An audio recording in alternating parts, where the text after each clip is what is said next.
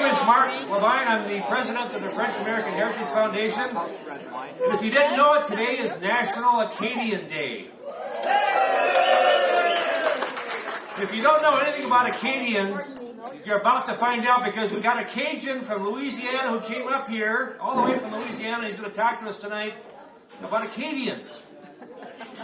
His name is Marty Guidry. He was a research chemist at DuPont, where he retired after 27 years as a career.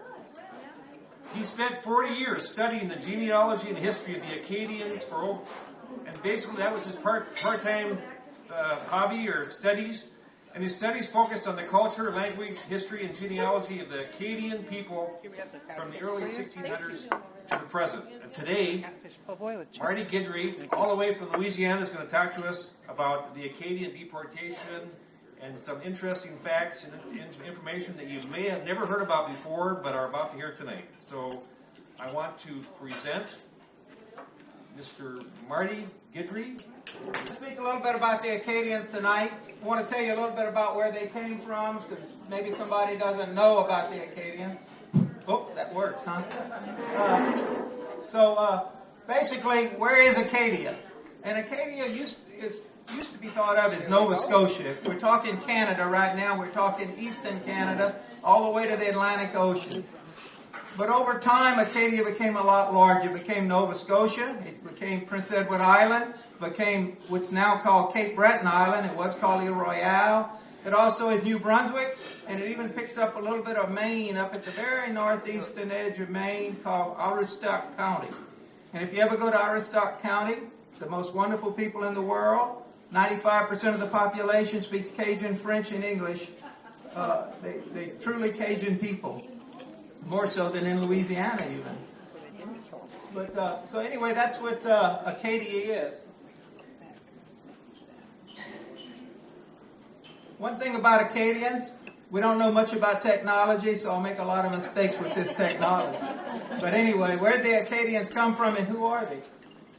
Well, originally the Acadians came from France, most of them. There were 4 major migrations into Acadia. The first ones occurred in 1604.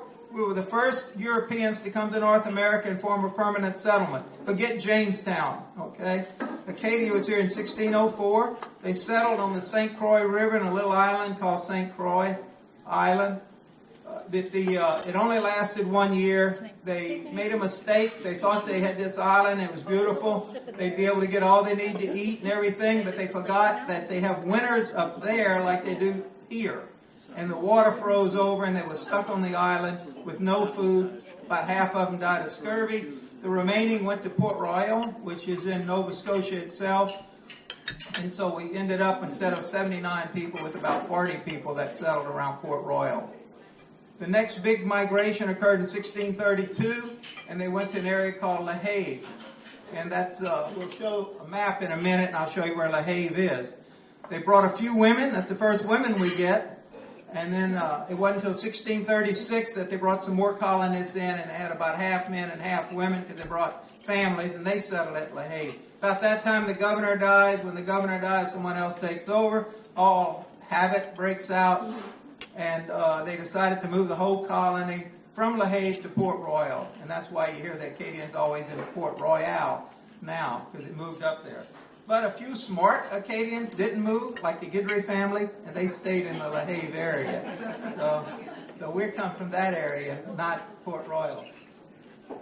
So the Acadians, I like things to be big, so I make a big pointer. But the Acadians, most people think the Acadians came from this area right here around Poitou province and La Rochelle. In fact, they came from all over France. They came from the Alsace-Lorraine area. They came from the Normandy area. They came from around Bordeaux. And they came from the La Rochelle-Poitiers area. We even had Acadians that came from England. The Melançon family. They didn't call themselves Melançon. They were Melancons, but we changed their name for them. Called them Melançon. We had a few people that are Flemish, such as what they call Petrie, but we call Piet. and some other nationalities like that. So just like anywhere, everybody blends together. So they get there, they adopt the culture, they begin to speak French, they forget how to speak English, and they become Acadian. And they suffered the deportation just like everybody else.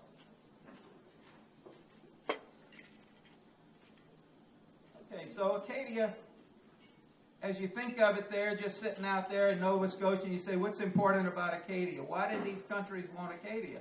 Because it's just an island, not much about it, except that there are a few unique facts about it. One is the European countries wanted the interior of Canada. They wanted Quebec, Montreal, that area. They wanted to settle it. And there's only one way to get there. That's through the St. Lawrence River, and guesses which is just south of the St. Lawrence River, Nova Scotia. So if you control Nova Scotia, you control the St. Lawrence River. There's another problem. People like to eat. And the best fishing banks in North America are just south of Nova Scotia, both between Cape Breton Island and Nova Scotia and just to the south of there. So for 1500 on, they've been fishing those banks. You want control of the Nova Scotia, you control the fishing. Then there was something called farming. Some of the best farmland in North America today is in Nova Scotia.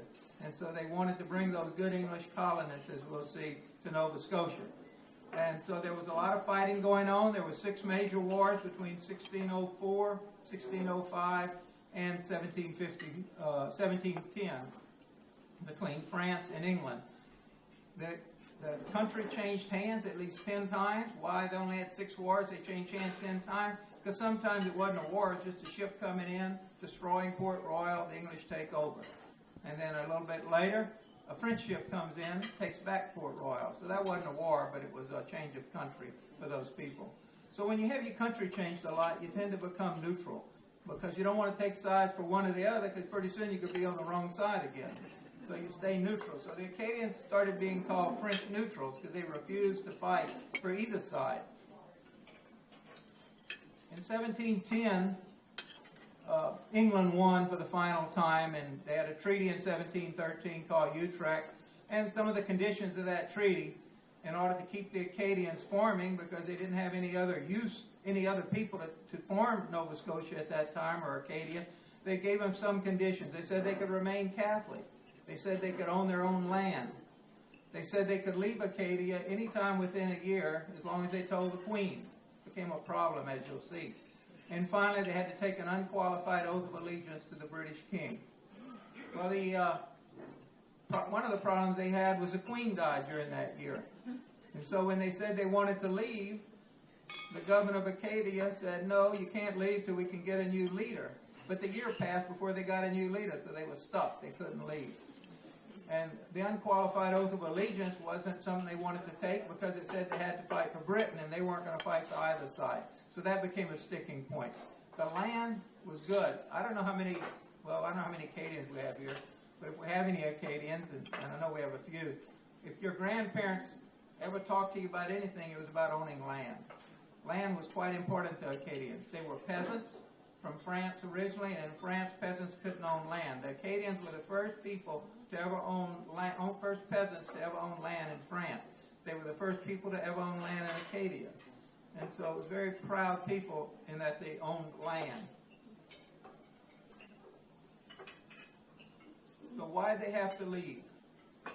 Why did the British want to kick them out? They were good farmers. They were doing well.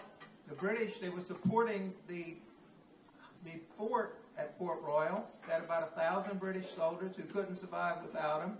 They provided the firewood. They provided the labor force. They provided the food for the fort and at Port Royal.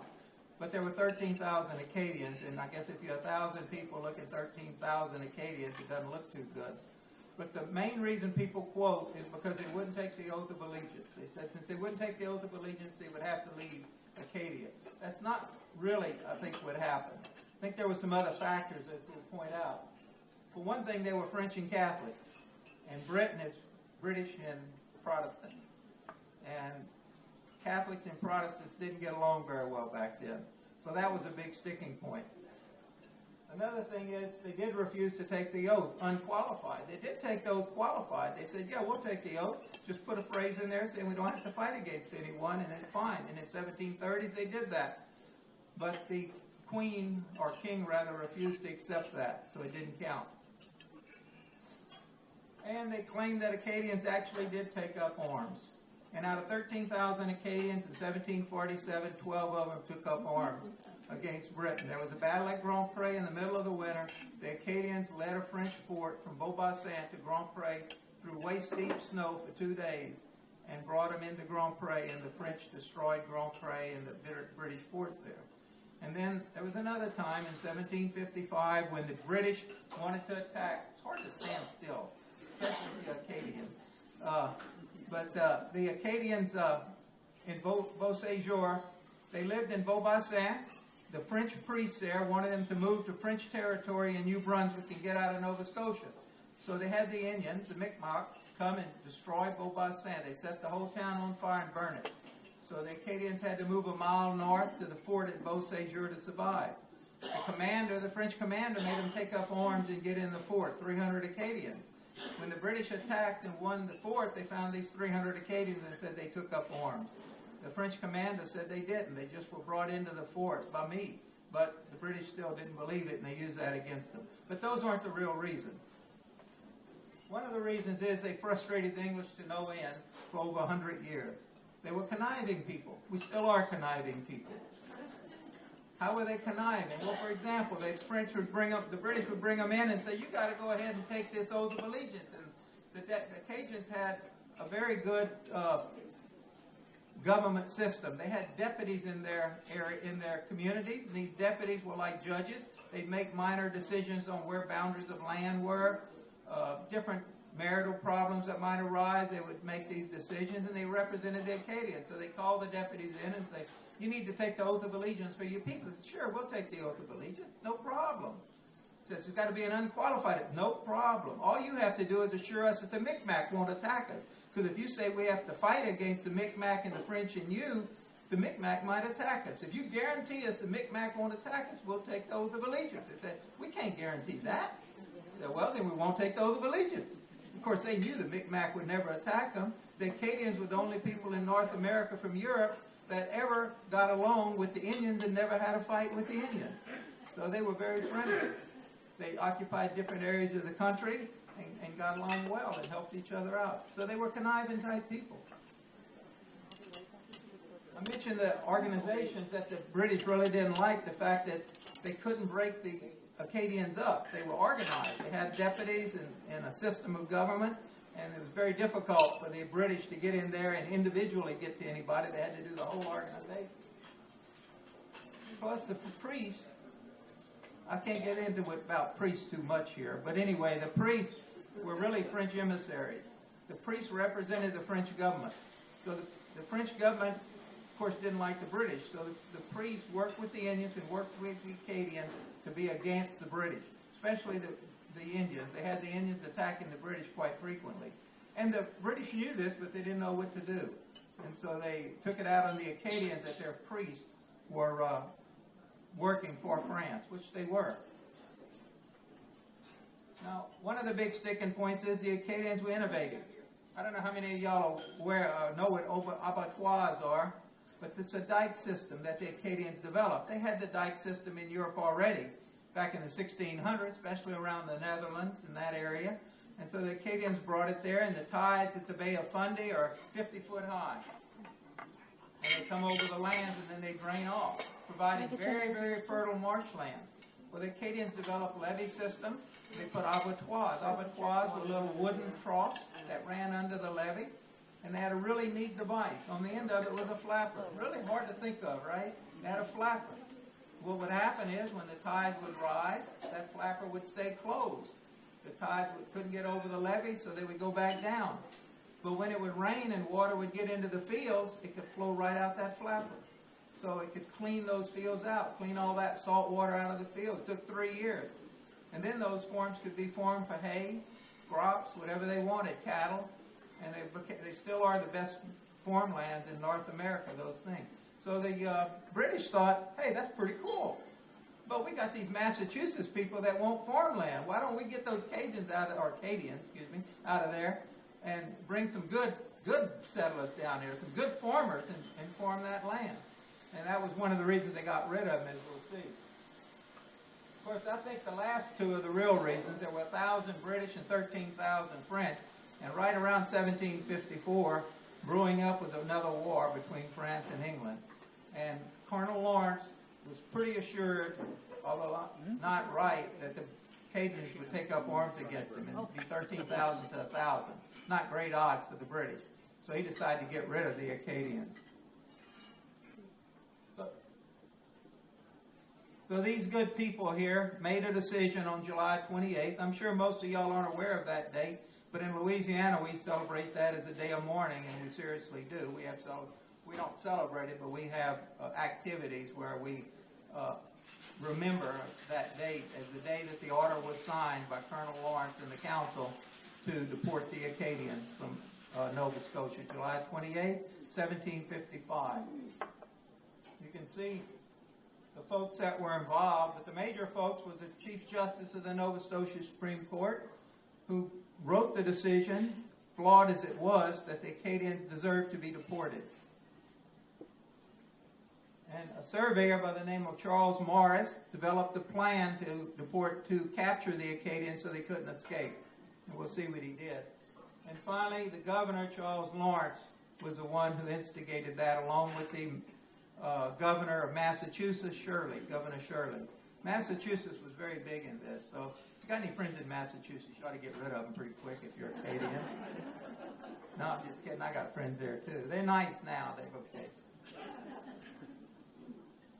And this was the order. It was 7 pages long. This is the first and last page. You can see Lawrence's signature. But basically, it's just the order saying that they're going to capture all the Acadians and deport them to Acadia, from Acadia.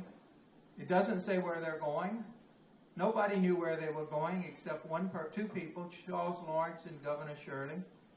So what was the way they did it? Well, they used the fact that the Acadians were fairly religious people. They went and posted a note on the door of the church saying all men between 10, I bet a lot of 10-year-olds would like to think that they were men now, but all men between 10 and any age upwards had to appear to the church at a certain date and a certain time, and didn't say why. So all of them filed into church. As soon as they were all in church, the soldiers locked the doors and held them in there. Left the women and the girls and the younger children at the farms because they needed somebody. It was harvest season. It was in the September time frame. And they needed somebody to harvest the crop and to feed these men that were locked in the church and clothe them. So the women could come in and bring food and bring clothing and all for their husbands and brothers and children that were in the church. And so they were held there about a month in these churches. And they would allow the men to go out about 5 to 6 at a time and go visit their farms and their wives so that they could make sure the crops were coming in. But you can bet if they let a father go, his son did not go. They always kept one family member there. So if you didn't appear, your family member was in trouble.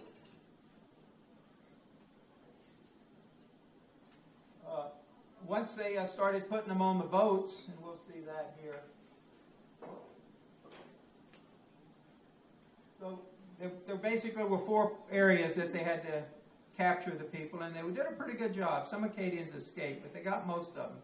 There was a Copiquid and Minas Basin, which we call Grand Pre. There's a Pissaquid area, which is just outside of Grand Pre. There was a Port Royal area that they had them. And the last area was the Beaubassin area up on the New Brunswick and Nova Scotia border, right at the border there at Beaubassin. Boston was fairly important in this. For example, the governor was one of the instigators of it. And they had 24 ships, basically, that were used in the deportation. And almost all of those came from a firm out of Boston called Apthrop and Hancock. So they provided all the ships that were deporting the Acadians. So there were 2 major campaigns that were deporting the Acadians and then some minor stuff that occurred. The first one was all the Acadians in Nova Scotia.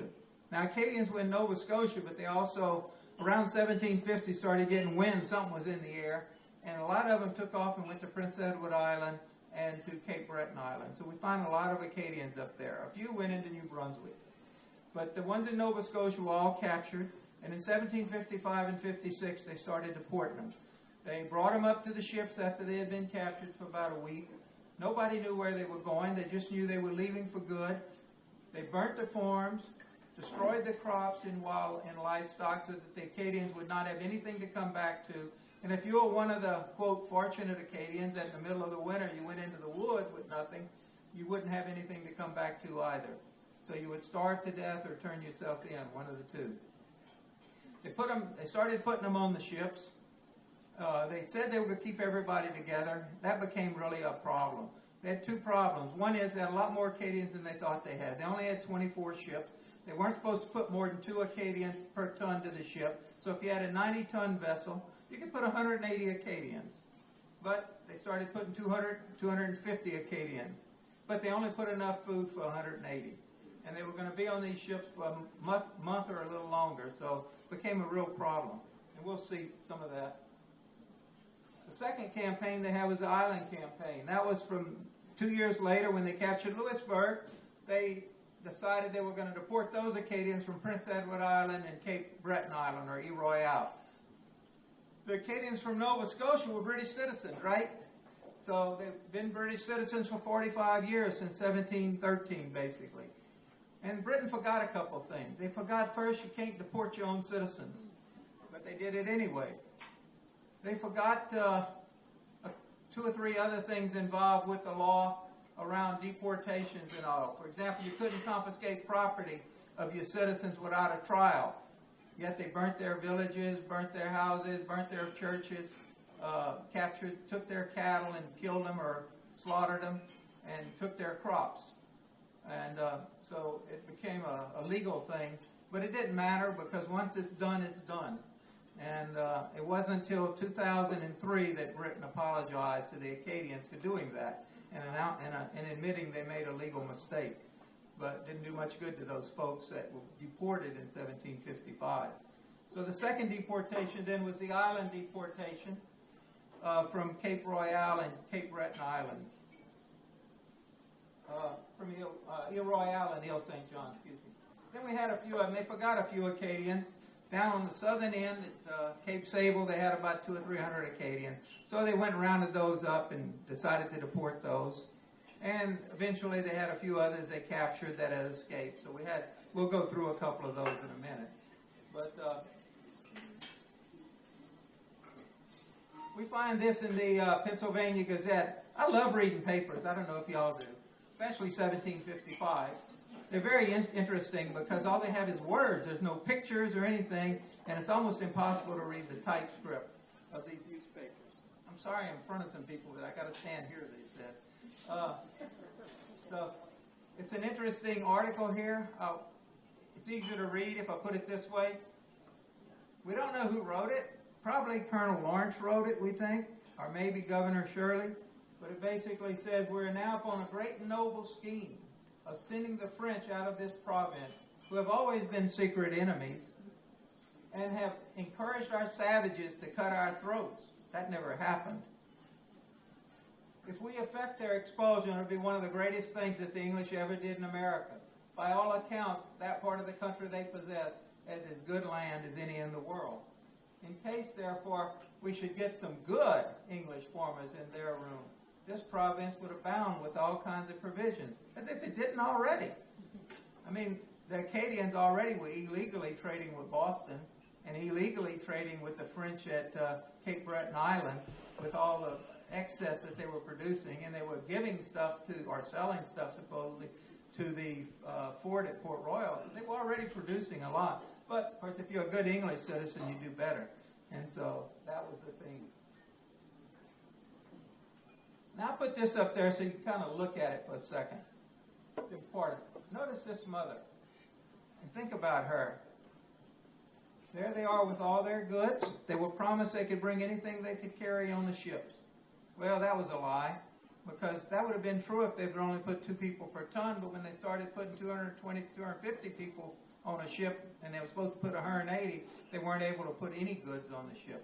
So they had to leave all their personal belongings behind. If it couldn't fit in your pocket, it didn't go. But they also didn't tell them where they were going. They didn't know if they were going to Antarctica, France, England, or the colonies. The law at that time said that if you were being deported from an English colony, you had to go to England or to another English colony. And so they did follow that law. And they deported the first ones from Nova Scotia along the eastern seaboard of the U.S., as we'll see. So but they didn't know that at the time. So here's a mother with her baby, knowing she's getting ready to get on this boat, not knowing where she's going, not even knowing if her baby would survive. Many didn't. Many parents didn't. About a third of them were lost during the voyage. We can see here a little girl comforting her grandmother who's crying. There's a husband and wife. They weren't even sure they were going to be together, and many weren't. They promised they would be. They tried over here. So they got separated. They ended up in different colonies. We have records of people looking for their family for years, trying to find their wife or children. So it's a pretty sad state there.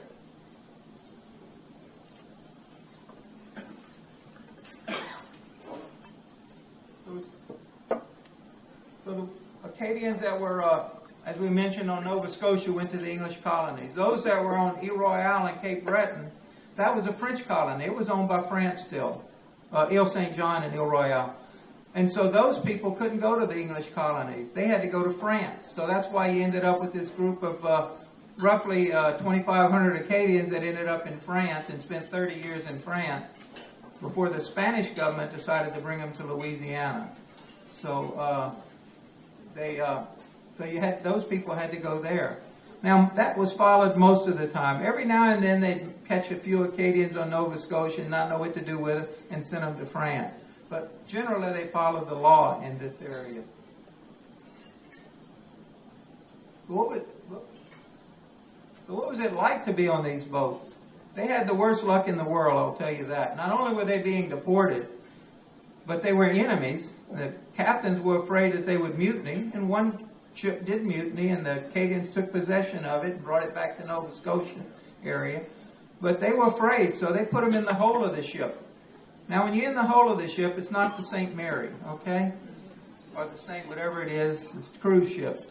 You were down there, it was plank flooring, it was cold because most of it was underwater that you were sitting in. There was no sanitary facilities whatsoever. Everything went to the floor. These were land people, not sea people by and large, so there was a lot of seasickness. You can imagine where that went. The only light you had was that little hole that you climbed down through. You weren't given fresh air, it was stale. And sickness was rampant, especially because they overcrowded the ship.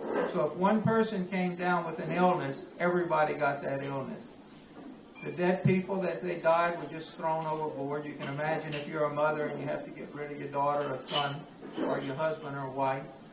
Some people lost their whole family and only one survived. They had 6 or 8 children and the husband all died and the wife survived or vice versa. They have records. But they not only had all that problem, almost within a week after the majority of them were on the water, a hurricane hit. And so they had to withstand this hurricane. Several of the ships were badly damaged and had to go into Boston Harbor.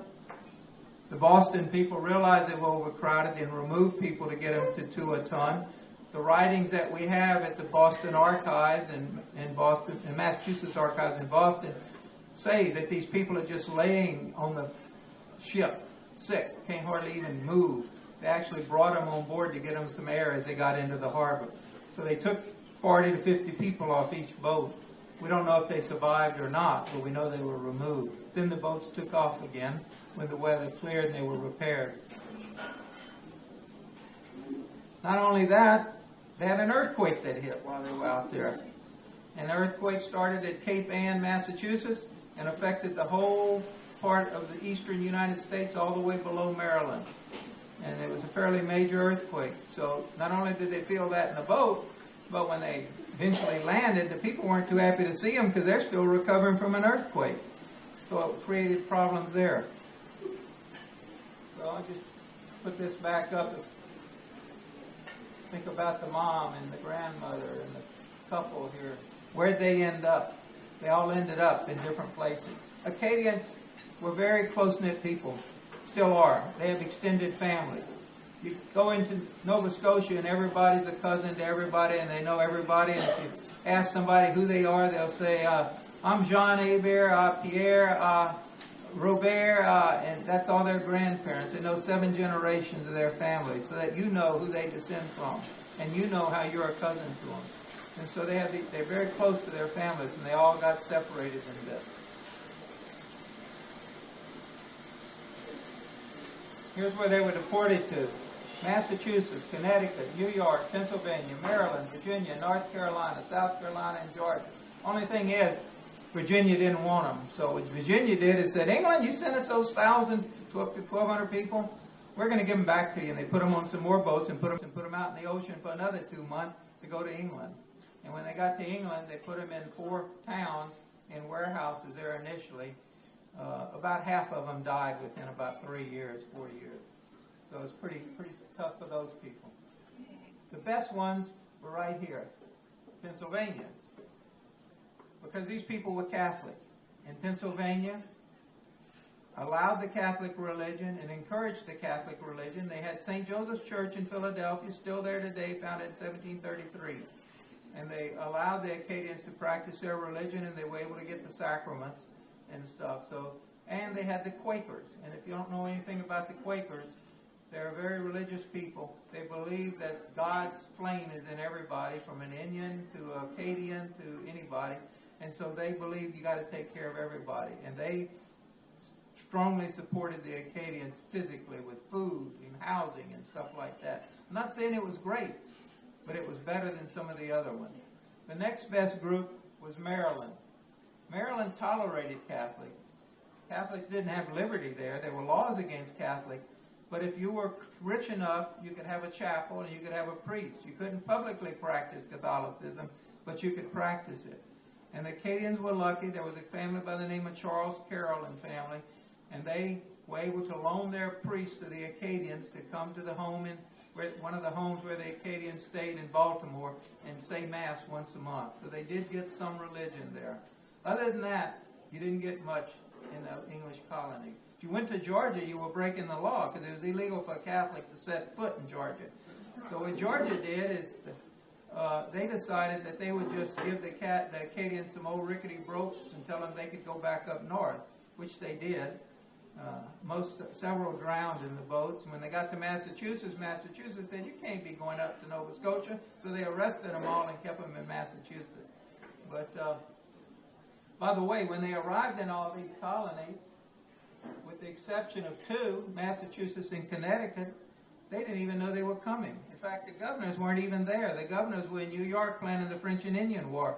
So they had a council they had to take care of them. They didn't know what to do. And so they were kind of just left on ships for up to a month, waiting for the governor to return. The reason Massachusetts and Connecticut knew something is the governor of Massachusetts is the one that planned this whole thing, right? So he knew they were coming, and he was friends with the governor of Connecticut. So he told them. So those 2 people were able to develop some plan ahead of time. Now I want y'all to memorize this, as any school kids would, right? But I just want you to, I put that up there not to memorize. I have a couple things I'll say. One is, it was a complex operation. This is just the ones that went to the eastern seaboard and the ships that we used. And you can see when they left, where they were going, and how many Acadians were on it. And you'll notice there are 3 of them that had a little green star. The Boscawen Union going to Pennsylvania, and the 2 sisters going to Connecticut. Those 3 ships sunk, and every Acadian was drowned.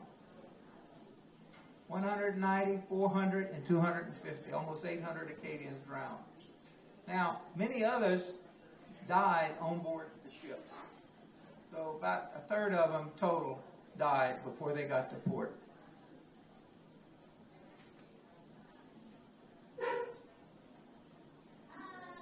Notice the welcoming party. They got to Boston. They debarking from the ship. Look at all the people, the bands and everything. Right? Nobody knew they were coming. So they were just fortunate that eventually, after they had been in the harbor for about 3 weeks, they were allowed to get off the boats. And then they were spread out all over the place. Now, some of y'all may know a family up here by the name of Labine or Labine or something. Their ancestor, there you go, their ancestor was on those boats in Boston. And he was sent to a town called Wilmington, Massachusetts eventually. And he was able to get somebody to write some letters. In one of his letters, he's asking the council to provide better quarters for him and his family of 10 children. He says, when it rains, the hole in the roof leaks so bad that we got to huddle all together in one corner of the room just to get out of the water in our house that they gave us. And the council members said, why don't you build a boat? That was their answer to that. So they weren't treated great. So the Acadians that were forgotten, these were the ones in the southern part, they were rounded up and sent either to New York or Boston. And Boston ended up getting several waves of them, rightly so, I think, since they planned the whole thing. But they kept sending the extras to Boston. So we had a few hundred that ended up over there. These people in that area were seafarers. They were fishermen. They weren't farmers. They were a little better prepared for this boat trip than the others. With the island campaign, where I told you I wasn't too good at this. At the island campaign, where they captured them on Ile Royale and Ile St. John, they had to send them to France. When they captured Louisburg, they immediately went over to Prince Edward Island or Ile St. John. They had about 5,000 Acadians. About half of them realized they were coming and took off in a little boat, went to New Brunswick and hid out. They were captured later and sent, deported. But the initial one, 2,500, were brought to Cape Breton Island and put in boats and sent to France along with the people on Prince Edward Island. And these are the operation of sending them there. It wasn't quite as bad, but notice we got 3 green stars again. We have the ruby, the Duke William, and the violet. And interestingly, everybody on the ruby, about half of them were lost, 190 out of 310. Everybody on the violet and the Duke William were traveling together. One started taking on water, the other went to help. A storm hit, and they both sunk. 5 people were saved, 5 Acadians. They were traitors in a sense. 4 of them took the lifeboat, abandoned their family, and jumped in the lifeboat. And the priest got in the lifeboat with them. Now the priest claims that the Acadians told him to save his life, and that's why he did it. And the only reason we know it happened is because the priest wrote about it afterwards, because they survived and got to England. And I sometimes wonder if the priest really was asked to go or whether he just went. But we know that the 4 Acadians weren't asked to go. They abandoned their wives and children and jumped in the lifeboat and were saved. The rest of them died. But if you look at some of the numbers there, you'll see a lot of others lost people. 148 out of 346, 58 out of 108. Almost half of them died in that voyage. Almost 1,000 people died going to France. So we have, unlike the ones that went to the U.S. colonies or the English colonies, we only have one manifest telling who arrived. We have all the manifests here. And you read it, and the woman gets off, and it says that her husband and 8 children died on the voyage of disease, and they had to throw them overboard. And then you read about another family that just survived and goes to the hospital, and 3 of them die right after arriving. So it's pretty sad for those people. It's amazing the Acadians survived. But they survived because we have a lot of children, and our children survived. For some reason, we have genetics such that the children survive. Places where they landed was mainly St. Malo, right here. Some of them went into Brest, and some went into La Rochelle, which is somewhere right in this area here. So that was the places that they brought the Acadians primarily. And finally, we had some stragglers. We had some people up in New Brunswick that were captured. There was if y'all know anything, we developed something called guerrilla warfare. We used a lot in Vietnam. It's kind of a hit and run tactic. You don't have a big enough force to beat your enemy, so you kind of hide in the woods, and when your enemy comes out, you go out there and you hit them real fast, kill 10 or 12 of them, run back and hide. And they had a fellow by the name of Joseph Broussard de Beausoleil. And he was leading a group of about 200 Acadians doing that. Scared the English to death, because besides the fact that they killed 10 or 12, they cut their heads off and put them on posts. So to warn the other British that, be careful. So it scared the British. And eventually, though, they got hit by a really bad winter after 2 years.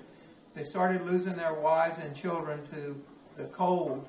And so he gave up and brought his crew in and gave up. And so they had several groups like that that were brought into these forts at Fort Cumberland right here, or Fort Edward, or St. George's Island that had a fort, or Annapolis Royal that had a fort. And eventually around 1762-63, they started deporting those people. I thought it was interesting. They had 600 of them right here at George's Island. They sent them to Boston, and now Boston was fed up with the Acadians. They said, we don't want them, and they sent them back. So they had to wait till 1763 before they could leave. Now in 1763, the Acadians were free to leave. These are just the forts, Cumberland, Fort Edward, and St. George's, or George's Island, rather, right here in the Halifax Harbor.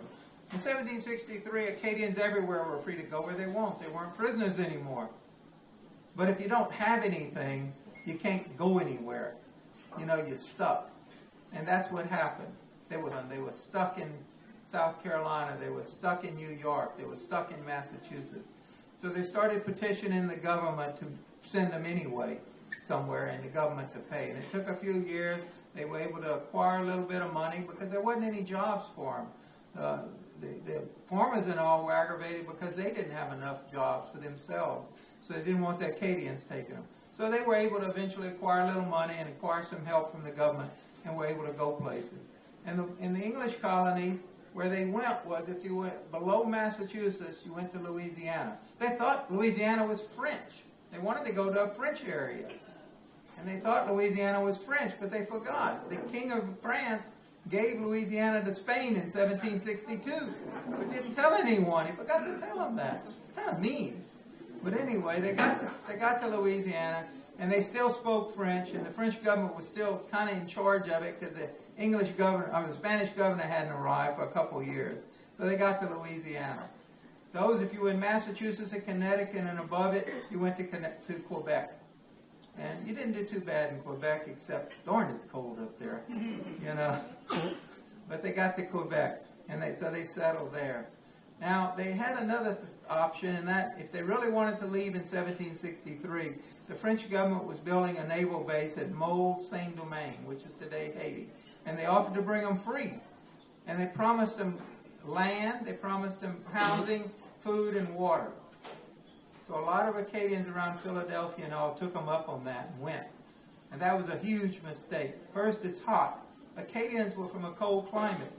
And in a cold climate, you don't get a lot of disease. But you get in a tropical climate, you'll pick it up fast. Plus, the French lied to them. They gave them a swamp with non-potable water, or potable water. And so they started getting a lot of disease down there, and about half of them died. The only thing that saved them in Haiti was Louverture had a revolution about 20 years later, and the Acadians left and either went to Charleston, Baltimore, or New Orleans, and so some survived because of that. So that was the third option. Those that went to France, they stayed 30 years. The French government tried to find things for them to do. They thought the Acadians were excellent farmers. They paid them twice the dowry or the money that they paid their own peasants. They gave them 6 sol a day, which is like 6 cents a day per adult and 3 cents per child. They only gave their own people 3 sol a day. They tried to find a lot of things in farming and stuff for the Acadians, but the Acadians never made it. They didn't give them good land. They sent them to French Guiana. French Guiana is a very tropical place with a lot of disease. Most of the Acadians died there. They sent them to the Falkland Islands, which was great. They had about 80 to 100 that went there. Nice cold climate. They were doing very well for a year, and then a British ship showed up and said, "We own the Falkland Islands, guys." Decided it wasn't good to be in British territory, so they left.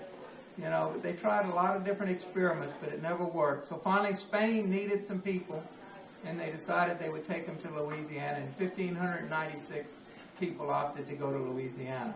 So that was the second major influx into Louisiana. So here's all the places that the Acadians went.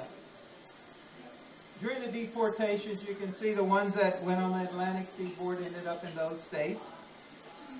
Later on, they ended up in Maine and Louisiana. The Maine people were kind of interesting. They had 2 deportations. They escaped Nova Scotia in 1755 and went into an area just on the St. John River of New Brunswick. Stayed there for a few years, and then they had something in Louisiana, in the United States, called the American Revolution. And for the Acadians, it was unfortunate in a way that the Americans won and not the British. Because since the Americans won, they had a lot of British Tories in North America and the United States, and they feared for their life. So they went to Canada. And where did they go? New Brunswick.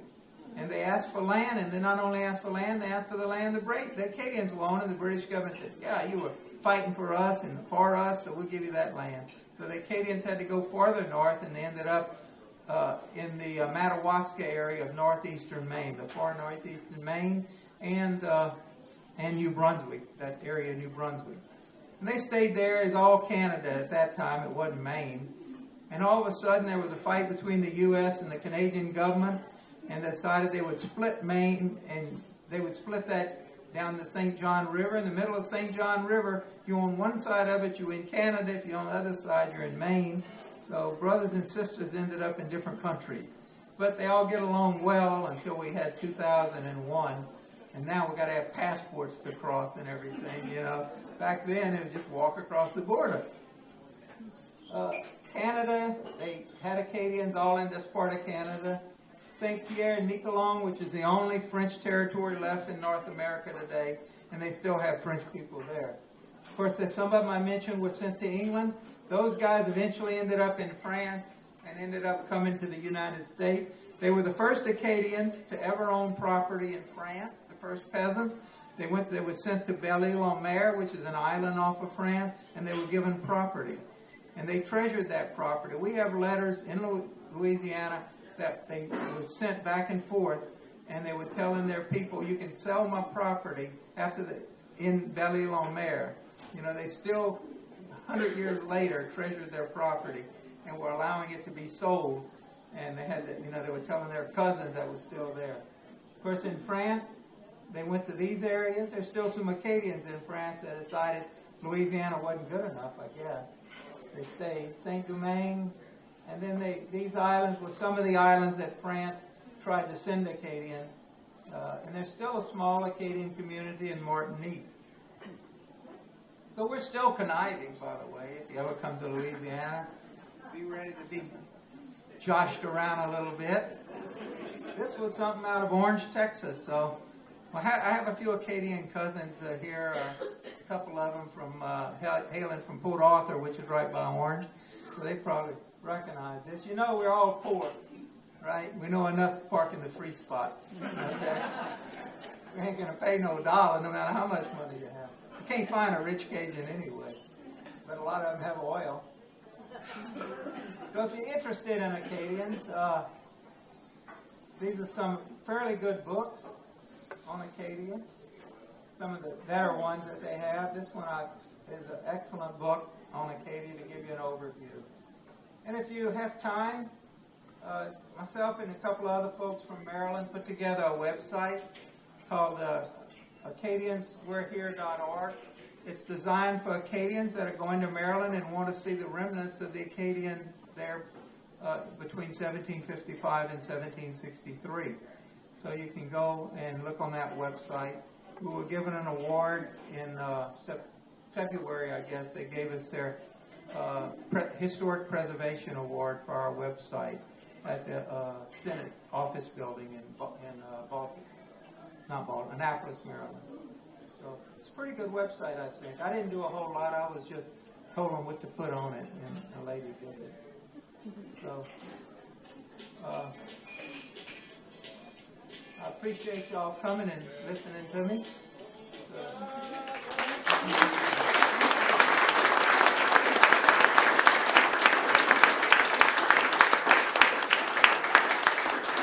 They told me I had to finish by 8, or the golden slipper will fall from Cinderella. So I don't know what time it is. Well, we got about 5 minutes. So if anybody has a question, I'll be happy to answer it. The question was, did the Acadians speak different dialects? Acadians, well, first they can understand anybody's French, whether you're Vietnamese, whether you're France or what. My mother speaks with Vietnamese and Parisians and everything. But yes, they do have different dialects. Even within Louisiana, there's about 15 dialects. Depends on where you settle. You came in, the Acadian French is the Acadian French of the 1600s. So whatever they had in France in the 1600s, that's the language they had. Yeah, hold it, I'll get it. Should go off. Oh, I know what's wrong. Slow down. Oh, shut up, there. That's my cousin. Y'all might know him, Bobby Charles. I don't know if anybody's heard it, ever heard See You Later Alligator and all? He wrote all these songs. But anyway, yes, they speak different dialects. In how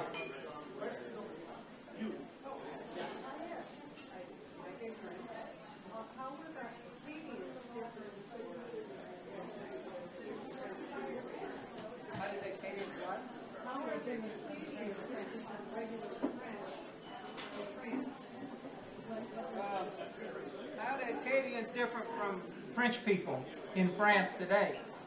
They're no different. Have the same genes, basically, if they came out of France. But they got isolated. They have their own culture. They actually have been declared in the court of law their own nation. They're the only European population to come to North America that formed their own nation. Because they developed their own culture, their own language. They have the things that make a nation they have. So they speak different language than the French in France, even though they can understand each other if you speak slow. For example, when the Acadians came to Louisiana, they encountered an animal called an alligator. There are no alligators in France. In France, they use the term cocodrie. Well, that's the term the Acadians picked up. But if you live in a marsh, you don't see you see alligators, but you also have some other animals that are different. And there was no word, so they made up words. So the language has a lot of words different than the French language does. The culture is different. Our food's different. Our food is a mix of African food, Spanish food, and Acadian fruit from Nova Scotia. So we have a lot of differences between us and them. People often ask, what's the difference in a Cajun and an Acadian? And the difference is, all true Cajuns are Acadian. But in Louisiana, we have a different culture and a different music even than the people in Nova Scotia. Okay? So Cajuns are just a little bit different culture than the people in Nova Scotia or the people in New Brunswick or in Argyle, Maine. Every one of us developed a little bit different culture. And we just call ourselves Cajuns. I don't know why. So what's being done in Louisiana to maintain Cajun French? Well, the best thing that's been done is what you heard tonight, music. Okay? It's amazing how many young people play Cajun music. And to do so, you got to speak the language. We also have programs called immersion programs where we teach French as it's an optional program students can go into from kindergarten through high school. And every course except English is taught in French. So they pick up the French language that way. And a lot of the older people speak French, and they enjoy having the young people come and talk to them and all. But you can go in, it's not spoke widely in South Louisiana anymore, but you can still hear a lot of French spoken in the Cajun areas of Louisiana. Mm-hmm. How did you keep the language alive when it was outlawed by the U.S. government in 1917 for 60 years? Now you're meeting me, who doesn't speak French, okay? Yes, in the early 1900s, the English government of Louisiana decided that these kids better speak English and not French if they could get ahead in the world. So they banned French in all of the schools, and you were punished if you couldn't say I want to go to the bathroom in French. You didn't go to the bathroom. You wet your pants. If you spoke it on the school ground, you got hit with a ruler. So consequently, being Acadian was a negative thing, and parents didn't want their kids to grow up being Acadian, and so they didn't teach their kids to speak French. Now, they spoke French at home among themselves, and some kids just picked it up, so it was there was a remnant that was kept alive until the 1960s. Actually, in 1950s, when our Acadians went to France to fight in World War II, 40s, I should say, and when they came back, they realized they had something unique, and they began to listen to Cajun music again, and they began to speak Cajun French again, and then Codafil came in, and that's our Council for Development of French in Louisiana, came in 1960 and started these immersion programs. So it's what brought it back together. Interesting quick story about France. When our soldiers went to Poitiers, the Americans that were in their units with them considered them about the scum of the earth because they didn't speak much English, and what little they did, it had a heavy accent. And they considered them the scum of the earth. Until they noticed that every evening they come back with some wine and cheese. And so the Acadians were eating pretty good. And so they started getting a little elevated, and they bring back some for the other people, you know. Then the commanders noticed that, and they started bringing them on the command staff as translators. And then they had a guy by the name of Wild Bill Donovan, who started what's called, he was tasked with doing the OSS, Office of Strategic Services. That later became our CIA. And he was tasked with getting people that could go behind the enemy line and help the French resistance. And he knew that if he taught people to speak French, they could speak French fluently. But the Germans could tell that they weren't French. They didn't have the right accent, and they didn't look right. But the Acadians spoke the same exact French as in Poitiers. You couldn't tell the difference, and they looked just like them. So he brought these Acadians in, and he told them, look, we have a mission. You may not survive. In fact, there's a good chance you won't. But we want you to volunteer. And they did. And they went behind the lines. And they were known as Jedburgh. And they eventually got the French resistance organized, and they were able to help the American cause that way. Several of them are still alive today. They're in their 90s. I have a friend, Bob LeBlanc, that's one of them, and that did that. And they didn't all survive, but most of them survived it. But at that point, they became elevated a little bit and realized they really had something. So.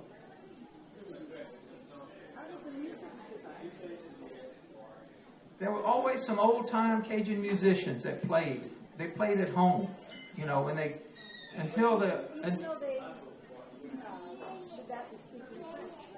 yeah, they spoke French. Yeah, But they shouldn't have. Ma'am? They should not have been speaking illegal. They shouldn't have been. You could do it at home. Are you saying they couldn't do it in school? Yeah, but you could do what you wanted at home. And they played at home. They had porch dances, and they call them porch dances. They would take all the furniture out of the house, and everybody would come and dance in the living rooms and all. And of course, you had a few fights too, you know, when the liquor flowed. But they kept the music alive that way. And then when the soldiers came back, they started going back to the dance halls at that point, and we had dance halls everywhere. There's just a few that survived today, but they had them. Every little community had 2 or 3 dance halls. And so it survived that way. Okay, so it's time to quit. Last answer. Somebody wanted to know why I'm wearing sabots, which are the wooden shoes. That's what they wore in Nova Scotia. Sabots. They have a lot of advantages.